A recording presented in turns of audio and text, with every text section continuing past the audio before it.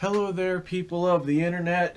I hear a lot of people that argue about what a barrel length they should get, like what barrel length they should get for their AR that they're going to be using for defending life and liberty or whatever hypothetical situation it is that somebody may come across, or just potentially what they feel they should use to get the best bang for their buck.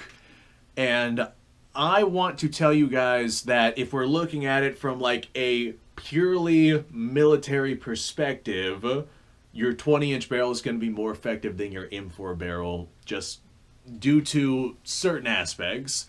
With the adoption of the green tip, the M855 round, that was made to be fired through a 20-inch barrel, and it's more effective through a 20-inch barrel. And sticking it through a 14.5 M4 barrel is just not ideal. However, the upgraded version of that, the M855A1, is quite effective from even your shorter barrels. So that's just an argument for another video. However, on the commercial market where we have so much access to so many different things, I want to tell you guys right now that your barrel length does not matter nearly as much as you guys seem to think. Like, don't get me wrong, I understand the argument for, what is and is not best in terms of barrel length. And of course, a 20-inch barrel is going to outperform, say, a 10-inch barrel on basically every single aspect. However, most of us are rocking, like, a 20-inch barrel to a 16-inch barrel, somewhere around there. By a huge majority, a majority of us are rocking that 16-inch barrel simply because we don't have to worry about potential issues maybe upcoming in the future where we might have to worry about some SBR issues, or we don't want to worry about any sort of registrations or things like that. Of course, I advocate get whatever you want. You have the right to be able to get whatever you want, to utilize the tools to the best of your abilities. You do you. But that being said, a huge majority of people just end up rocking the 16-inch barrel because you can do whatever it is that you want to that thing, and there's no issues that come with it. Like, I got myself a 16-inch barrel right here. This is a Delton DTI. This is my Coyote gun. You guys have seen this on the channel plenty of times. But it's got a 16-inch barrel on it. This right here is a 1-in-9 twist 16-inch barrel, and it is absolutely devastating against Coyote. And I'm going to tell you guys right now that versus barrel length, your twist rate matters more. Not only that, but the ammunition that you're selecting matters way more than barrel length or even twist rates. So all of that being said, let's go ahead and just dive right into some of the very common things that you're going to be seeing. Most people are going to be rocking 55 grain or 62 grain bullets, right? And a huge number of those people are going to just opt for, 223 versus 556, simply because 223 tends to be like 5+ cents cheaper than something like 556. Just because of, there I go, overdosing on the question marks again. Every time I speak, it just sounds like a question. I'm sorry for that. That's just something that popped up after I had my stroke in 2021. And it's something that I'm trying to control, but it doesn't really work out that way all that often. But whenever you're looking at the projectiles that most people are going to be using, you're looking at anywhere from a 55 to a 62 grain bullet. Normally your 62 grain bullets are going to be those green tips. Those are just your most common styles of projectiles getting sent downrange. If you're looking at your green tip, then longer barrels are just going to be more effective. Those rounds are not really designed for being all that effective against gelatinous material. They are more or less designed around punching through Russian steel helmets at 500 yards, which for some reason was something the United States military was focused on back during the development of the green tip round.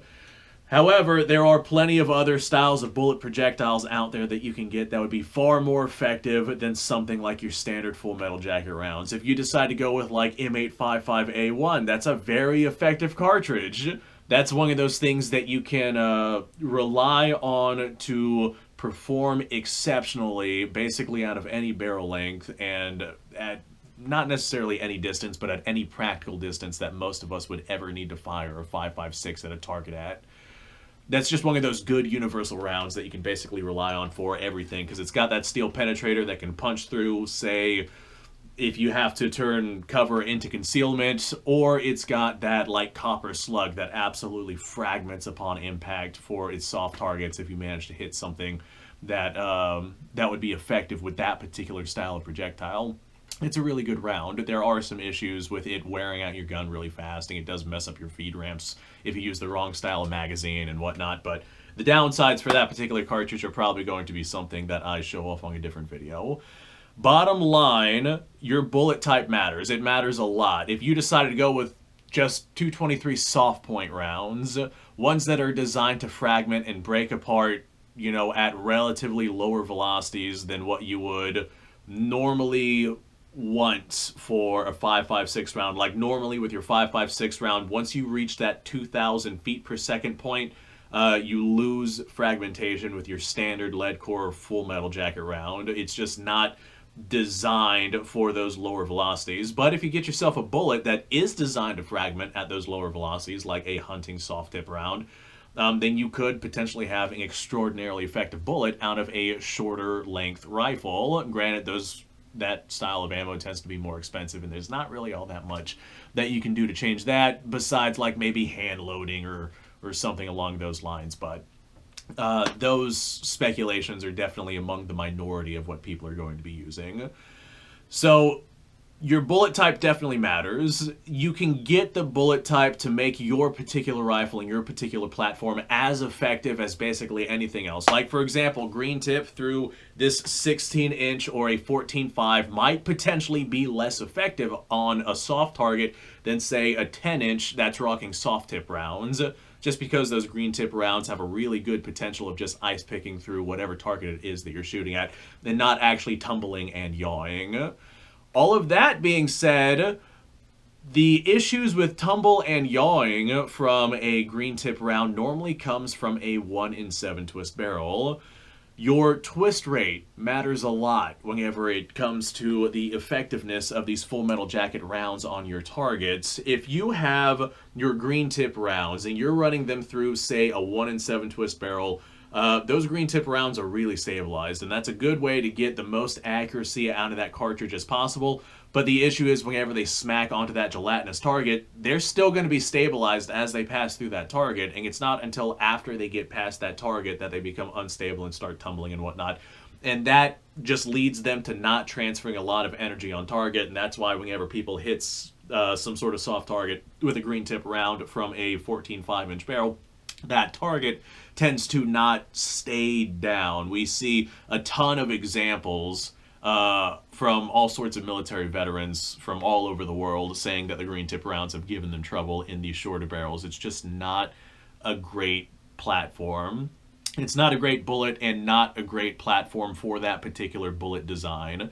However, you go sticking those green tip rounds in the same length barrel, like say a 16-inch barrel or a 14.5, whatever it is that you're looking for, but you make it a 1-in-9 twist to where those bullets are significantly less stabilized than they would normally be. Your group size might open up from, say, 2 MOA to 3 MOA. It's not going to be all that significant because they're still going to be stabilized. They're just not going to be as stabilized as they normally would be. But whenever they smack onto that target, the amount of devastation that's going to happen to that target significantly increases just because your twist rate is different, because your bullet's going to tumble at a far sooner time because it is less stabilized. We see examples of this. As a matter of fact, Military Arms Channel, I bring this video up all the time on this channel. Military Arms Channel tested the 1-in-7 and the 1-in-12 twist barrels against watermelon, and the watermelon absolutely exploded with the 1-in-12 twist because that bullet was less stable. Same thing with a 1-in-9 twist and 62 grain bullets. Just because the 1-in-9 twist stabilizes lighter bullets better, it does not stabilize those heavier bullets nearly as effectively. And so as a result, whenever those heavier bullets smack target, they're not as stable, they tumble sooner, and you get far more effect on target. So if you have a 1-in-7 twist barrel and a 1-in-9 twist barrel, and they're both identical in barrel length, and they're both rocking the same green tip 62 grain bullets, that 1-in-9 twist is more than likely going to do more damage onto your target than that 1-in-7. Or we could potentially even increase the twist rate. This right here is a Ruger Mini 14. Granted, it does have a longer barrel on it, and it has a 1 in 10 twist. Yes, it will stabilize 62 grain bullets. I've shown that off on my channel. You can go watch those videos right now if you decide to go off and do that. But it will stabilize those 62 grain bullets. And those 62 grain bullets from a 1 in 10 twist, whenever they smack onto a gelatinous target and they destabilize and fragment and tumble and whatnot, it is just destructively devastating. I have smacked a ton of coyotes and whatnot with some green tip rounds, and dude, it damn near blows them in half in comparison to my, what's a good example? My, right here, this Radical Firearms AR. This one right here, I have also smacked coyotes with the same exact green tip rounds. And this is a 1 in 7 twist, and it oftentimes does not do near as much damage to those coyotes as, say, the 1 in 10 twist would with those same exact projectiles. Granted, I will say it is a longer barrel length, but the point being, the transfer of energy onto the target from that more destabilized round tumbling sooner on that target is far more effective than something that just ice picks through it.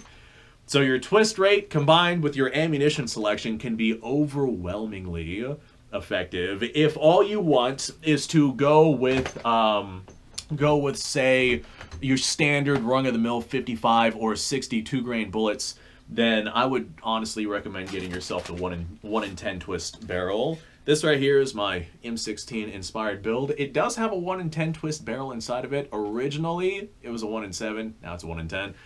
But this right here, with its 1 in 10 twist barrel, it can stabilize both 55 and 62 grain bullets, but it still has relatively the same effect that, say, a 1 in 12 twist would have on 55 grain bullets. Like, it's stabilized, but just barely. So whenever it smacks onto its target, it's going to destabilize and do a bunch of damage to that target because it's going to tumble and transfer a bunch of energy and fragment and break apart and just do devastating stuff to that target simply because of that twist rate. On top of that, I have that extra velocity because of that barrel length. Now, all of that being said, let's go ahead and talk about ammunition selection in terms of brand. If you want to go with like the cheap 223 rounds, which are, like I said before, they're going to be cheaper than, say, your surplus 5.56 rounds. Those 223 rounds are rated for velocities out of a 24-inch barrel. And so whenever you go sticking those rounds through, say, the extraordinarily common 16-inch barrel, although the box might say 3,200 feet per second, you're probably looking more like, from a barrel length like this, anywhere from 28 to 2,900 feet per second with 223 ammunition. Now you go throwing, say, 5.56 rounds inside of the same exact barrel length, you're probably looking at more like 3,000 to 3,100 feet per second. Now it all depends on your brand and the manufacturer and what lot it is that you're actually getting, and there's a lot of things that go into what ammo is what.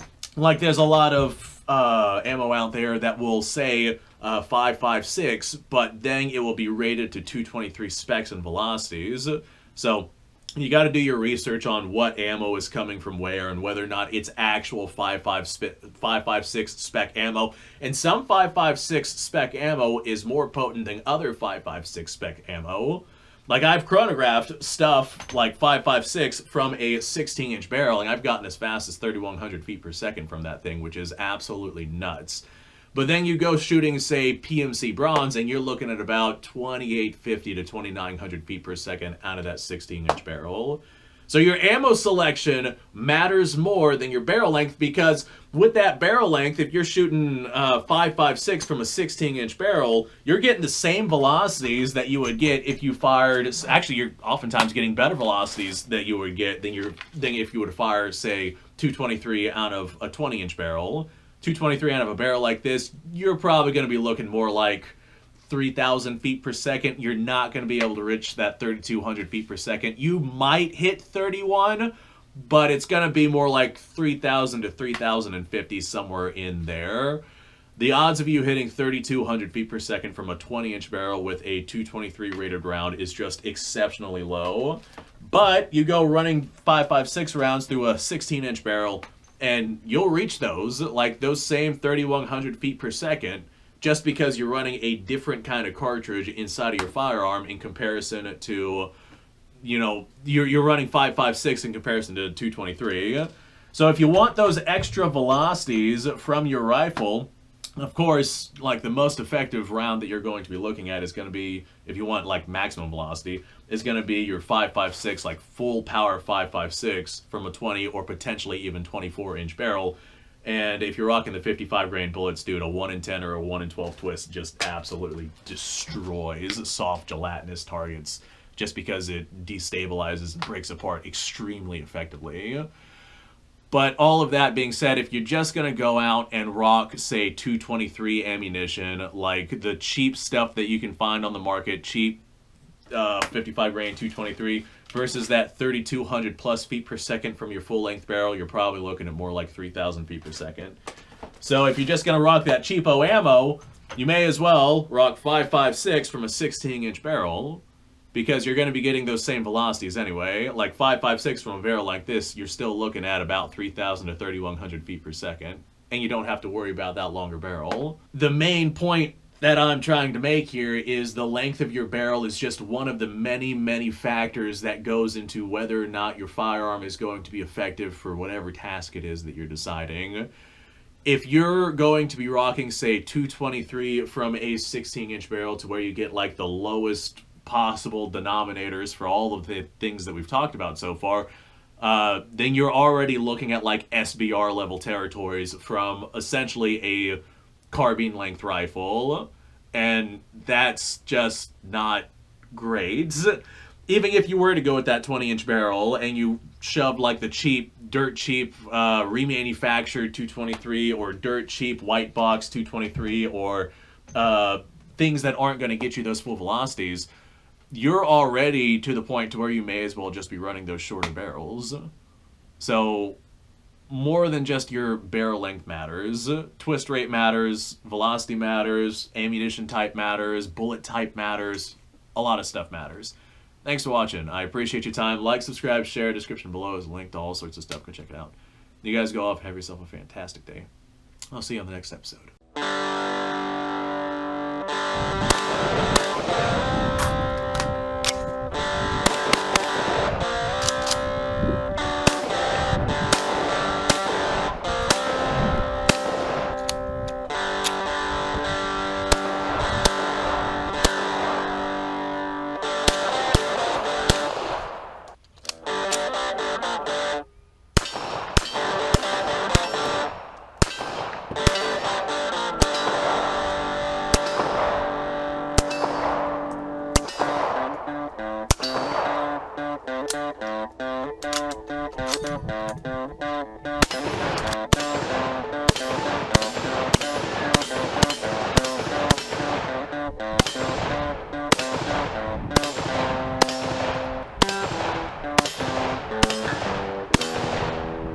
Been a little while since I've done this.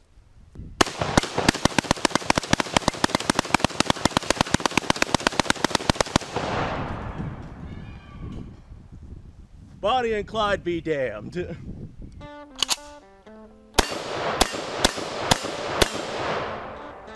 Poor man's Garen. It's